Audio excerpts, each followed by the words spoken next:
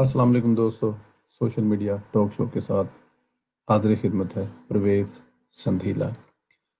दोस्तों, तब्दीली हुकूमत की 2 साला कारकर्दगी पर अगर तायराना नज़र दोहराई जाए तो सिवाय अफसरान की रद्दो-बदल और अपोजिशन के खिलाफ इंतकामी कार्रवाइयों के अलावा इनके पास कुछ नहीं है।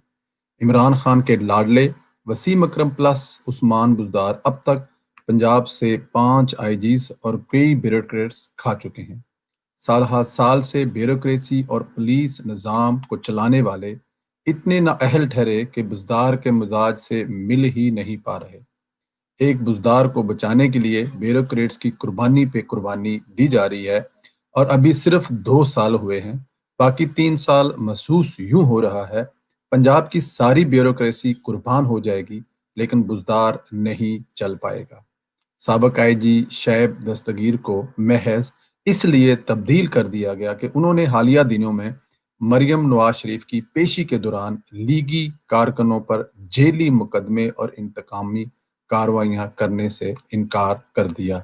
दोबारा लीगी कारकुनों के घरों पर छापे मारे हैं। इन पर दहशतगर्दी के मुकदमे दर्ज किए गए हैं।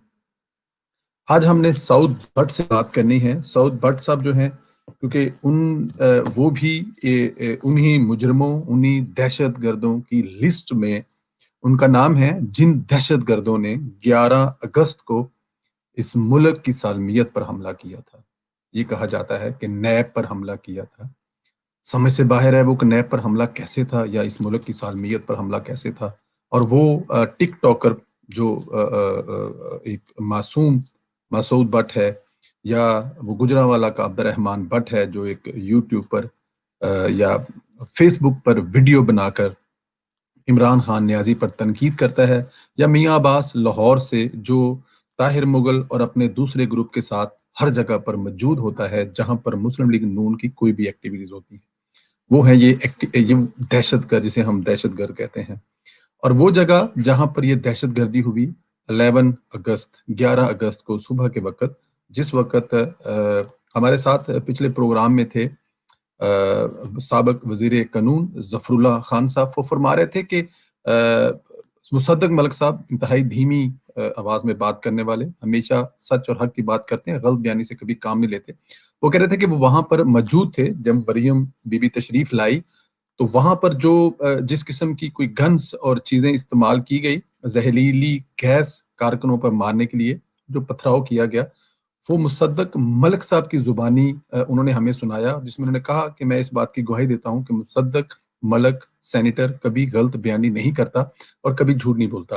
तो वो दहशतगर्द, वो जो जगह जिसे हम ठोकर न्याज बेग लाहौर में वो जगह है जहां से पूरे पाकिस्तान में मोटरवे पे आप चढ़ते हैं, उस दिन उस जगह का नक्शा पंजाब पुलिस, जो कि जिसको लीड जाहिर है वजीर आला पंजाब कर रहे थे, वो हमें उस दिन नजर आ रहा था जैसे कि कोई श्रीनगर का बाजार है, या वो श्रीनगर का कोई चौक है जहां पर कश्मीरी जो हक के खुदरातियत के लिए लड़ रहे हैं वो हैं, और दूसरी तरफ है इंडियन पुलिस है। लेकिन ऐसा नहीं था।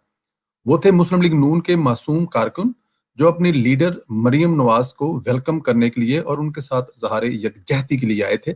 उनके हाथों में क्या था? उनके हाथों में थे फूल, और वो फूल लेकर अपनी लीडर को, मेरे पास वीडियोस भी हैं कुछ उस दिन की, मैं आपको दिखा भी सकता हूं कि वो कितना पुरअमन वो जगह थी, कितनी पुरअमन वहां पर खवातीन थी, बच्चे थे जो वहां पर उस दिन अपने लीडर मरियम नवाज से इजहार जगते। लेकिन जो उस दिन पुलिस ने किया, पुलिस ने जिस तरह मरियम नवाज की गाड़ी पर हमला किया, पुलिस ने जिस तरह मरियम नवाज की गाड़ी पर टारगेट करके, आपने देखा वीडियो में, टारगेट करके हमला किया, जिससे मरियम नवाज की गाड़ी को नुकसान पहुंचाना मकसूद था, या यही उनके लिए कहीं ऊपर से हुक्म था। और फिर जिस तरह मरियम नवाज की गाड़ी पर अब वल्लाह वो क्या चीज थी अल्लाह बेहतर जानता है, लेकिन वो जो बुलेट प्रूफ गाड़ी के शीशे थे वो जिस तरह तोड़े गए, और उसमें केस भी मरियम नवाज पे आया।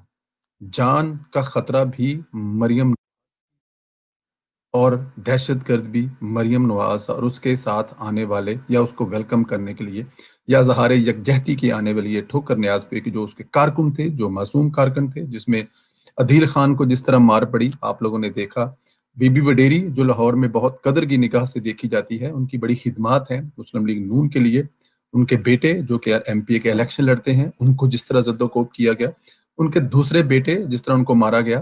اور بی بی وڈیری فرماتی ہیں کہ میں ان سے ایک ریکویسٹ کر رہی تھی، خدارا میرا سر کبھی آج تک ننگا نہیں ہوا، میرا سر ننگا نہ کرو، میرے سر کے اوپر یہ میرا دوپٹہ دے دو.